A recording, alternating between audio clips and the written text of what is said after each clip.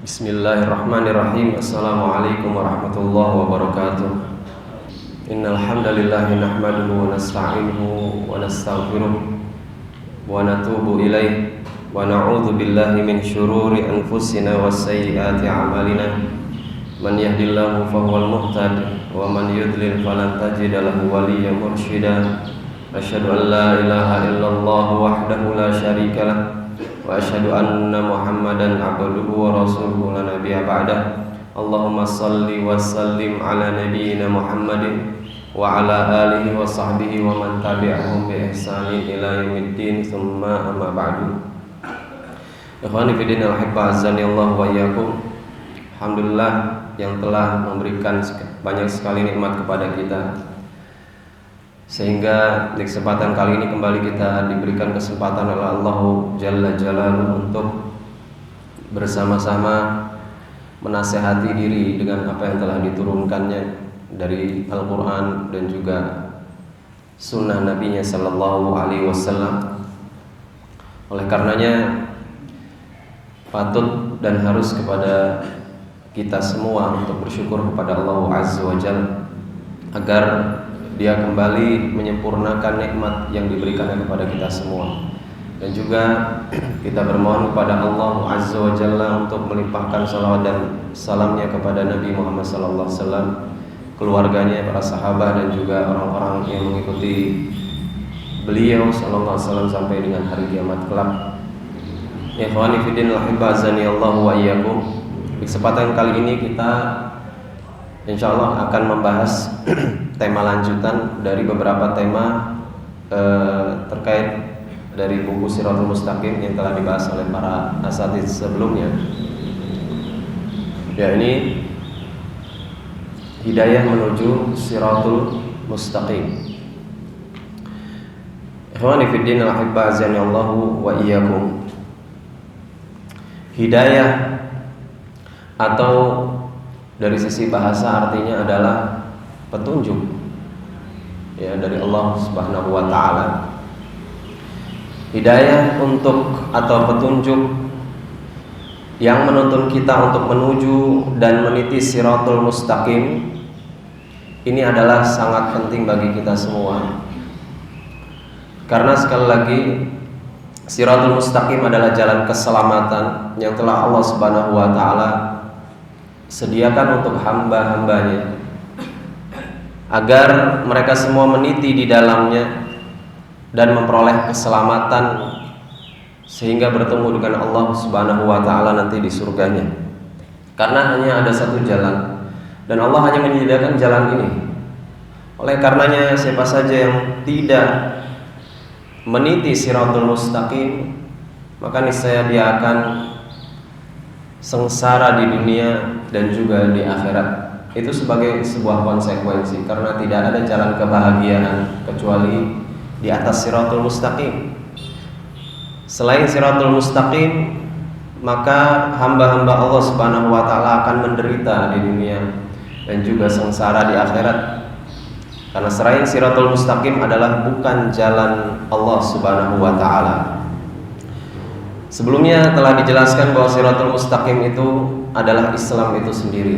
Oleh karenanya keselamatan yang Allah Subhanahu wa taala jamin hanya ada di atas Islam, dan kebenaran satu-satunya hanya ada di dalam Islam yang merupakan wahyu Allah Jalla Jalaluhu.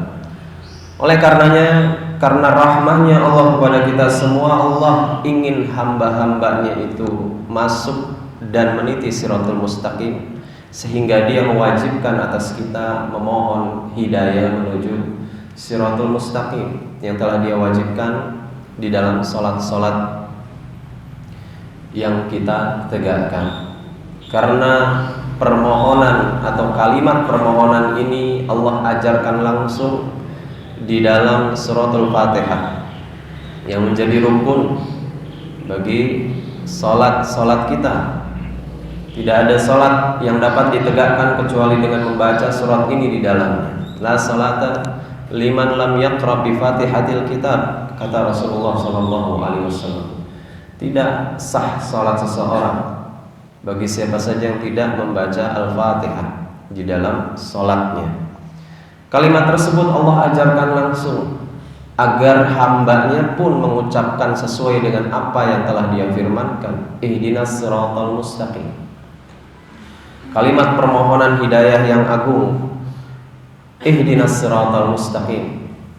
Ya Allah, tunjukilah kami, berikan kami hidayah menuju siratal mustaqim, jalanmu yang lurus, Islam yang benar. Di satu sisi mungkin ada sebuah kalimat tanya di dalam jiwa kita.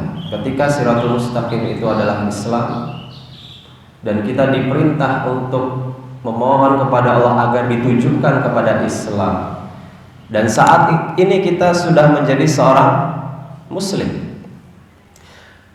lalu apa sebenarnya ya hidayah yang kita minta kepada Allah Subhanahu wa taala, dan itu terus-menerus diwajibkan atas kita minimal di 17 kali sehari di dalam salat-salat fardu kita.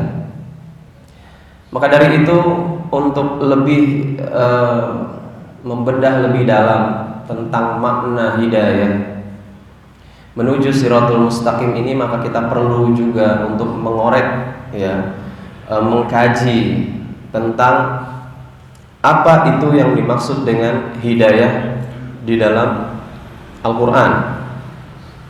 Kalau kita mau mengulik ayat-ayat yang menjelaskan tentang hidayah, maka secara garis besar kita akan menemukan dua macam makna yang terkandung dalam makna hidayah. Hidayah dalam makna yang pertama atau arti hidayah yang pertama yaitu adalah ilmu. Jadi hidayah sama dengan ilmu. Ilmu apa yang dimaksud? Yaitu ilmu yang benar yang Allah Subhanahu wa taala telah turunkan kepada nabinya sebagai sebuah wahyu untuk menuntun seseorang menuju siratul mustaqim dan memandunya untuk meniti jalan tersebut. Jadi ilmu yang menghantarkan ya seseorang untuk meniti siratul mustaqim, dan juga ketika mereka sudah ada di siratul mustaqim, ilmu tersebut dapat memandunya. Memandu dalam hal apa? Di dalam hal penjelasan-penjelasan tentang rambu-rambu yang terkait di atas siratul mustaqim itu. Ya. Tentang hal-hal yang boleh dan yang tidak boleh untuk kemudian dilalui di dalam siratul mustaqim itu.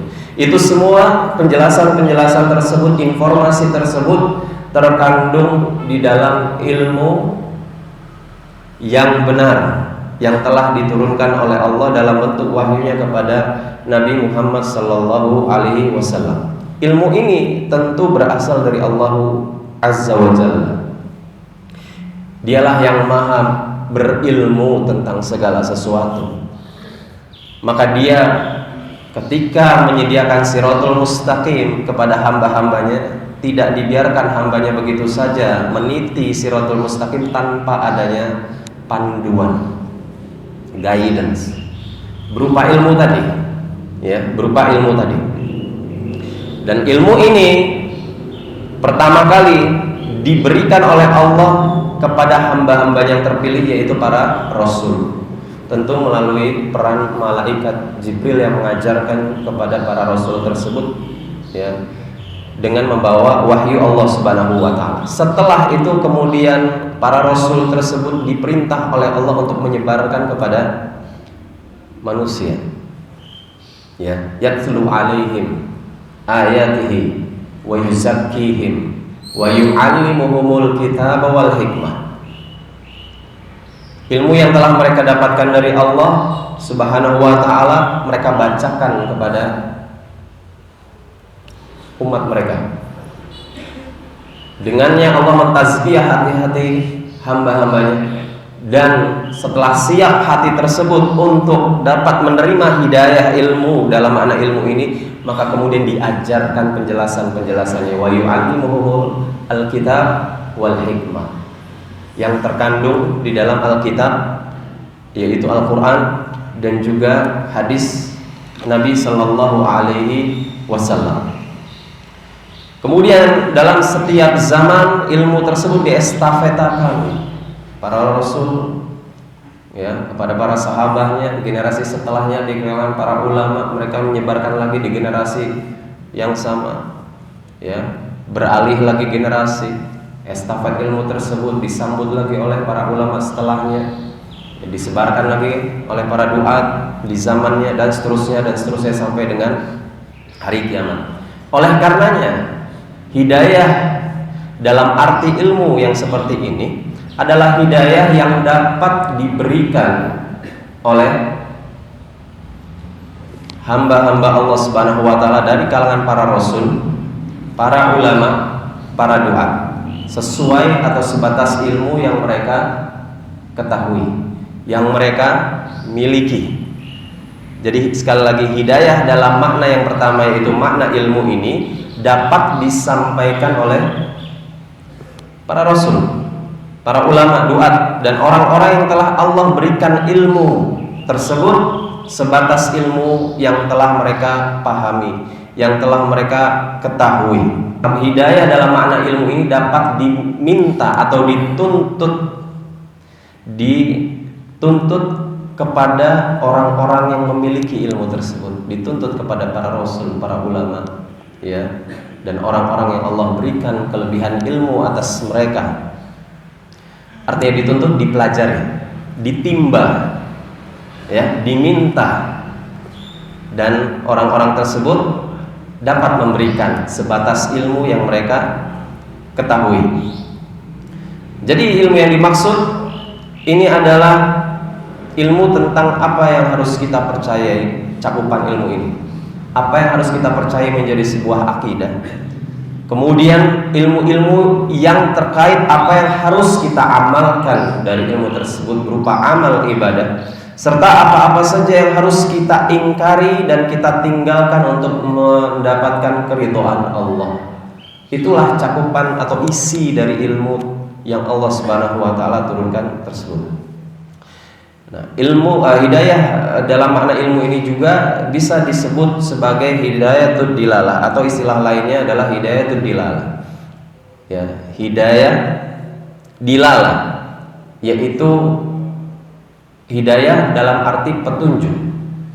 Ya, petunjuk. Di sini Allah Subhanahu wa taala telah menegaskan dalam surah Asy-Syura ayat ke-52, di mana Allah menegaskan tentang makna hidayah macam atau yang model yang pertama ini, wa innaka latahdi ila siratin mustaqim. Sesungguhnya engkau Muhammad telah menyampaikan hidayah kepada siratul mustaqim. Ya, kata-kata hidayah latahdi dengan kalimat latahdi, engkau telah, ya, menyampaikan hidayah kepada manusia. Yang dimaksud adalah engkau telah menyampaikan ilmu, engkau telah menyampaikan dilalah, petunjuk, atau engkau telah menyampaikan irsyad, ya, kepada manusia dengan ilmu yang Allah turunkan kepada Nabi Muhammad SAW. Ini adalah makna hidayah yang pertama. Adapun makna hidayah dalam sisi yang kedua, ya, hidayah juga dinamakan dengan at-taufiq. Hidayah juga dinamakan dengan at-taufiq, sehingga kita bisa menamakan ini dengan hidayah taufiqiyah. Apa itu hidayah taufiqiyah? Yaitu adalah tuntunan Allah Subhanahu wa taala atas hati-hati hambanya dan pertolongannya yang menjadikan seorang hamba menginginkan, mengetahui, dan akhirnya mampu meniti siratul mustaqim. Jadi at-taufiq itu adanya di sini, ada dorongan berupa tuntunan. Ya. Kalau ilmu tadi kan yang dimaksud adalah apa yang kemudian dijabarkan atau dijelaskan oleh seseorang kepada orang lain, pengetahuan, informasi. Tapi at-taufiq di sini adalah tuntunan dalam jiwa.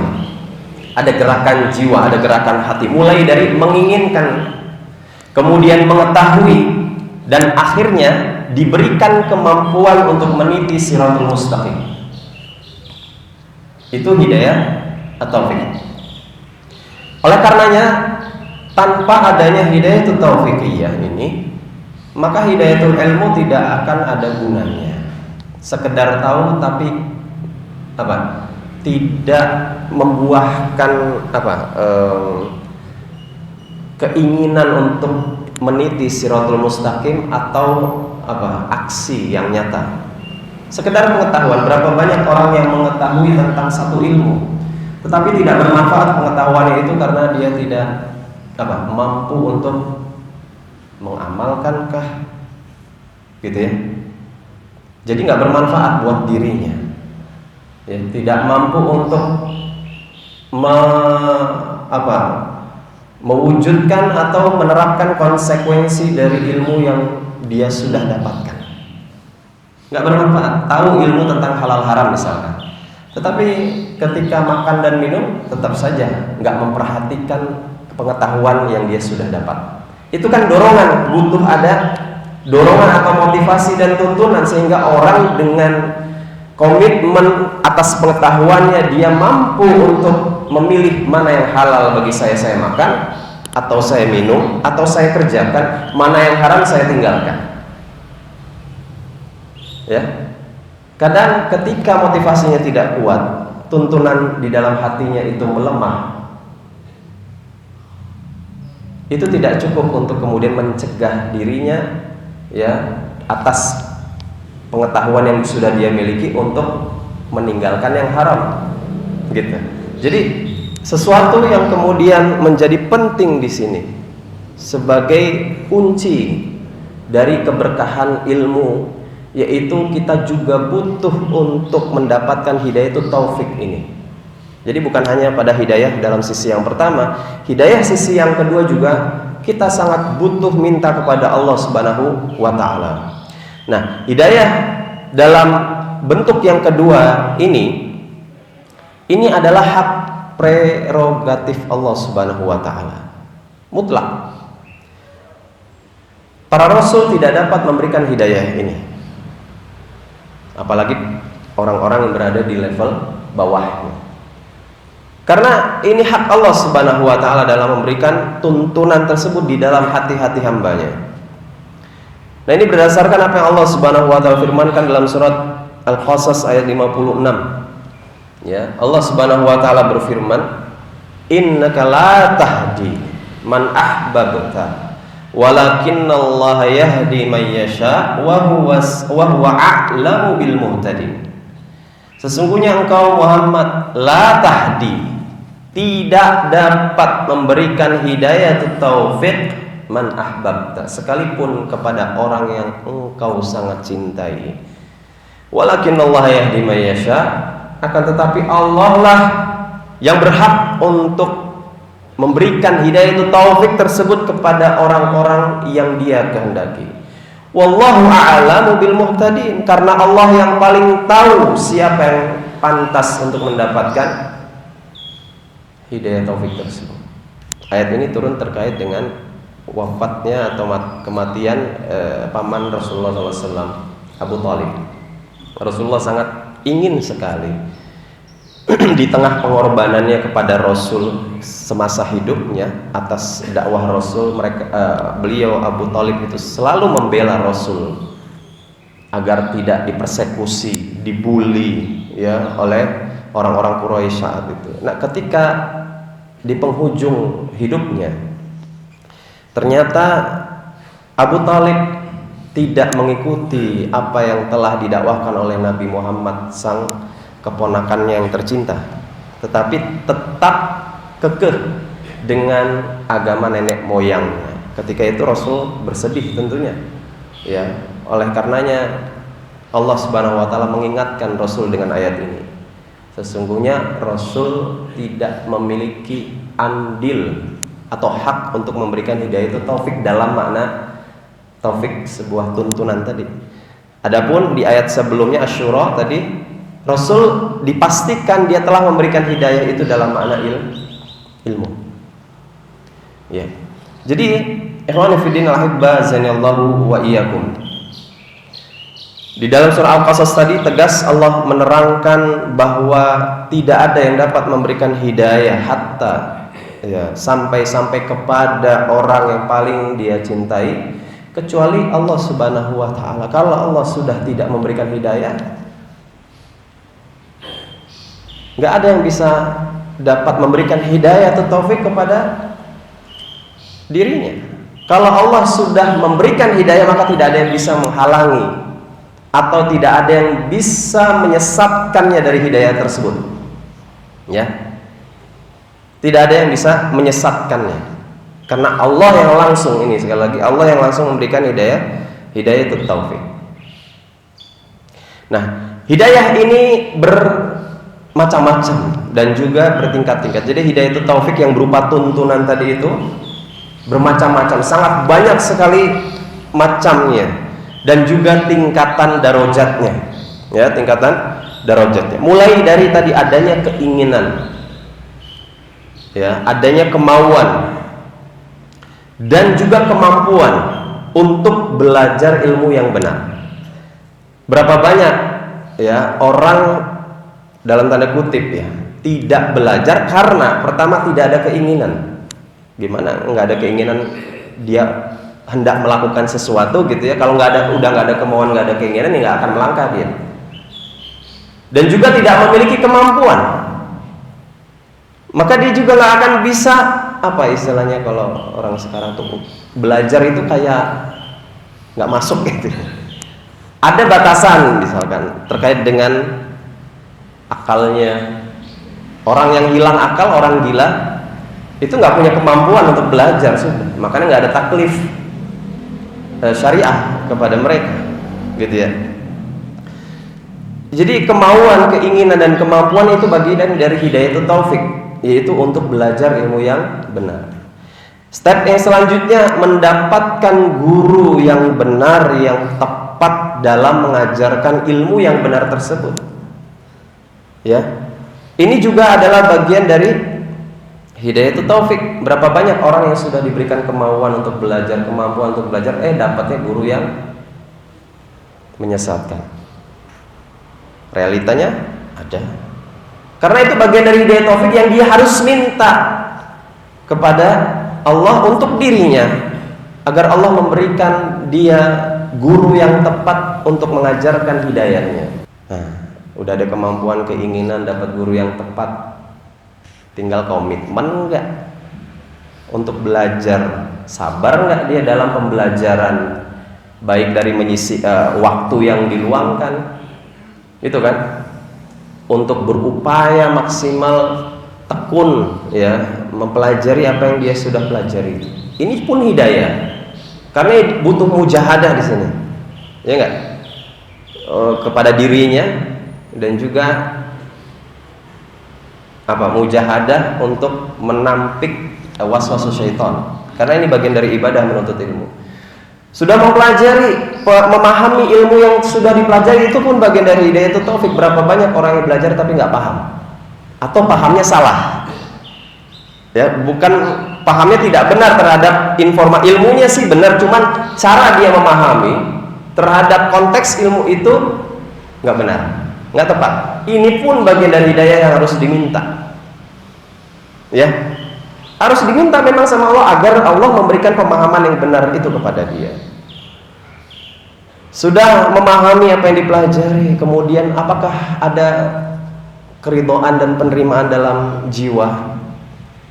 Ini juga butuh, karena harus adanya keikhlasan di dalam penerimaan ilmu tersebut. Qabul, ada keikhlasan. Ini pun bagian dari hidayah itu taufik. Sudah itu menerapkan dan mengamalkannya. Berapa banyak orang yang sudah belajar, paham tentang ilmu, tapi untuk mengamalkannya berat dengan berbagai macam alasan, atau kondisi-kondisi yang membuat dia berat. Itu kan bagian dari kemudahan mengamalkan ilmu, itu bagian dari hidayah. Makanya ada doa yang Rasulullah SAW ajarkan untuk agar kita dimudahkan dalam setiap perkara hidup. Allahumma la sahla illa ma ja'altahu sahla wa anta taj'alul hazna idza syi'ta sahla. Ya kan? Ini kan juga bagian dari permohonan hidayah agar Allah memudahkan dan melancarkan semua urusan kita, termasuk dalam masalah belajar dan mengamalkan ilmu yang kita pelajari. Dan yang selanjutnya sampai juga pada ittiba, mengikuti Rasulullah SAW dalam pemahaman dan pengamalan, ini pun bagian dari hidayah. Jadi karena banyaknya, sekali lagi, ajaran-ajaran Islam dengan seluruh turunannya, sangat luas ajaran Islam itu yang tertuang dalam Al-Quran Sunnah. Dan juga karena masifnya tipu daya yang digencarkan oleh setan untuk menggembosi manusia dari jalan Allah Subhanahu wa taala dengan berbagai macam cara tentunya, ya. Maka jika kita menghendaki agar kita senantiasa berada di atas keislaman kita, ya, dan tetap dapat mempertahankan prestasi-prestasi keislaman, baik itu kebaikan atau amal perbuatan dalam bentuk ketaatan kita kepada Allah yang sudah saat ini kita miliki, juga kalau kita ingin selamat dari trik-trik penyesatan yang dilakukan oleh setan di setiap waktu, maka kita pun membutuhkan hidayah dengan dua sisi tadi, hidayatul ilmu atau hidayatul dilalah dan juga hidayatul taufik. Ya, dua alasannya, karena ajaran Islam terlalu luas, turunannya banyak banget terkait dengan ilmu tauhid, misalkan rububiyah, asma sifat, uluhiyah, iman kepada Allah. Itu baru iman kepada Allah, nanti turunannya banyak banget. Bagaimana kalimat la ilaha illallah lagi nanti dibedah, artinya apa, syarat rukunnya, kemudian apa itu tauhid rububiyah, dibedah lagi al asma wa sifat dengan turunannya dan seterusnya. Baru iman kepada Allah dari sisi akidah, iman kepada malaikat, ilmu kan, iman kepada para rasul, semua ya dibedah. Belum lagi amal ibadah yang terangkum dalam rukun Islam, asyhada, apa itu syahada, arti la ilaha illallah Muhammad Rasulullah SAW, konsekuensinya apa saja, salat itu apa gitu kan, bagaimana tata cara pelaksanaan salat, macam-macam salat selain salat wajib itu apa saja yang bisa kita laksanakan untuk menambal kekurangan dalam salat wajib kita, puasa juga seperti itu ya, sampai dengan haji. Ilmunya sangat luas, maka kita terus butuh setiap saat sampai akhir hayat minta hidayatul ilm dalam makna yang pertama, ya. Yang kedua, kita harus minta hidayatul taufik agar kita, sekali lagi tadi ya, dengan step-step yang banyak tadi, dimudahkan oleh Allah untuk mempelajari ilmu-ilmu Islam yang sangat luas dan mengamalkannya. Dan juga karena tipu daya setan yang sangat masif untuk menggembosi, maka kita minta hidayah agar kita pertama dilindungi oleh Allah Subhanahu wa taala dari upaya-upaya tersebut, dan yang kedua agar kita istiqomah, tidak mudah lengah ya di saat penitian hidayah tersebut di atas siratul mustaqim. Karena ingat, kelengahan dapat menggelincirkan seseorang dari siratul mustaqim. Jangan merasa aman dulu karena belum sampai finish. Finishnya adalah ketika kita sudah mati, baru finish. Maka selama kita masih diberikan kesempatan hidup, maka bermohonlah hidayah kepada Allah Subhanahu wa ta'ala agar kita diberikan hidayah siratul mustaqim. Sehingga ikhwani fillah rahimahullah wa iyyakum, cara mendapatkan hidayah siratul mustaqim yang pertama tentu dengan doa yang serius. Yang kedua ada ikhtiar berupa belajar dan mengamalkan apa yang sudah kita pelajari dari ilmu Allah Subhanahu wa ta'ala. Yang ketiga adalah bertakwa setelahnya, agar kemudian Allah Subhanahu wa ta'ala memberikan kepada kita dari takwa yang kita mohon kepada Allah Subhanahu wa ta'ala, dan juga kita sudah jalankan konsekuensi dari ketaatan itu, sehingga Allah memberikan kepada kita Al-Furqan, yaitu kita dengan hidayah yang Allah telah berikan kepada kita dapat membedakan mana yang benar, mana yang salah, mana hidayah, mana kesesatan, mana halal, mana haram, mana taat, mana maksiat. Inilah ending dari hidayah yang kemudian Allah Subhanahu wa taala berikan kepada kita. Hal itu Allah jelaskan dalam surat Al-Anfal 29. Itu saja mungkin yang dapat disampaikan pada kesempatan kali ini. Semoga yang sedikit ini dapat menjadi tambahan ilmu, hidayah kepada kita semua, dan kita bermohon hidayah taufik kepada Allah Subhanahu wa taala agar ilmu yang sudah kita ketahui dan pelajari ini dapat kita amalkan, diberikan pemahaman yang benar oleh Allah Subhanahu wa taala. Wallahu a'lam bishawab. Wa sallallahu ala nabiyyina Muhammadin wa ala alihi wa sahbihi wasallam. Subhanakallahumma wa bihamdik asyhadu an la ilaha illa anta astaghfiruka wa atubu ilaik. Wassalamu alaikum warahmatullahi wabarakatuh.